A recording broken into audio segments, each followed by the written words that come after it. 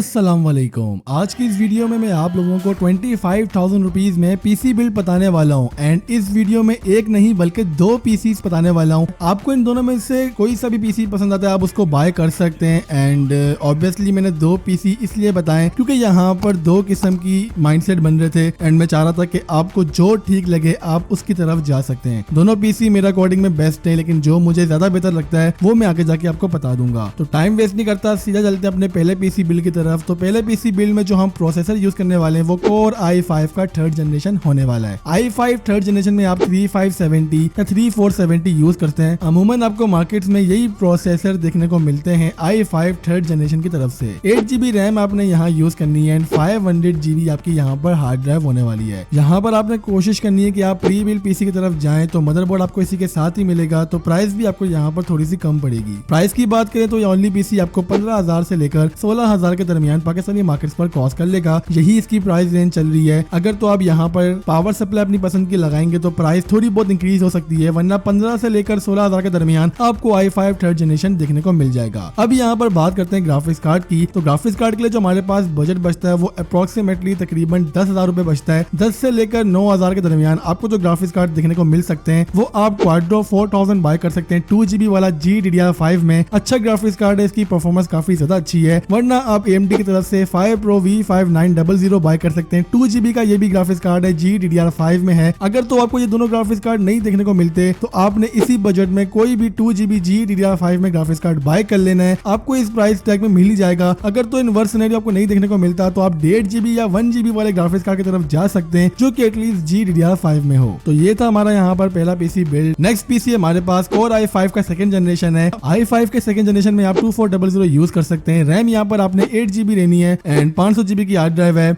आपने यहाँ पर इस पीसी में SSD भी पेयर करनी है जो कि आपको 128GB वाली बाय करनी है। 3,000 तक की न्यू आपको देखने को मिल जाती है। यहाँ पर भी आपने पीसी प्री बिल्ड रखना है ताकि आपको कम से कम प्राइस टैग में देखने को मिल जाए। ओनली पीसी की बात करें तो आपने 15 से लेकर 16,000 के दरमियान ये पीसी आपको देखने को मिल जाएगा। एंड अगर यहाँ बात करें हम लोग ग्राफिक्स कार्ड की तो ग्राफिक्स कार्ड आपने अप्रोक्सीमेटली जो ऊपर यूज किए हैं वही यूज कर सकते हैं। थोड़ी सी चेंजेस आ सकती हैं, लाइक अगर आपको पीसी थोड़ा महंगा देखने को मिल रहा है तो आप यहाँ पे ग्राफिक्स कार्ड में भी थोड़ी कमी पेशी कर सकते हैं। मेरे अकॉर्डिंग जो पहला वाला पीसी बिल्ड है वो ज्यादा बेहतर है। आपको वहाँ पर प्रोसेसर i5 का 3rd जनरेशन देखने को मिल रहा है, लेकिन जो दूसरा वाला पीसी है उसमें फायदा ये है कि आपको SSD देखने को मिल रही है। तो ऑब्वियसली SSD से आपको काफी ज्यादा फायदा होगा अगर तो आप SSD को पेयर करते हैं। अगर मेरी माने तो आप कुछ पैसे और डालकर 2 से 3,000 रुपए डालकर आप SSD पेयर कर सकते हैं अपने पहले वाले पीसी बिल्ड में, ताकि आपको वहां पर परफॉर्मेंस अच्छी मिल सके। दोनों के बेंचमार्क चेक करने का तरीका सिंपली ये है कि आपने YouTube पर जाना है, वहां पे जाके आपने इन दोनों पीसी के स्पेसिफिकेशंस विद ग्राफिक्स कार्ड डालने और जो भी गेम आप प्ले करना चाहते हैं वहां पे वो नाम डाल सकते हैं। इंशाल्लाह आपको वहां पर जो भी बेंचमार्क देखने को मिलेंगे वो बहुत ज्यादा एक्यूरेट होंगे। कोशिश आपने पूरी ये करनी है कि आप बेंचमार्क लेटेस्ट से लेटेस्ट वाले देखें ताकि जो गेम का अपडेट है वो भी मैटर करे एंड आपको जो बेंचमार्क्स हैं वो ज्यादा से ज्यादा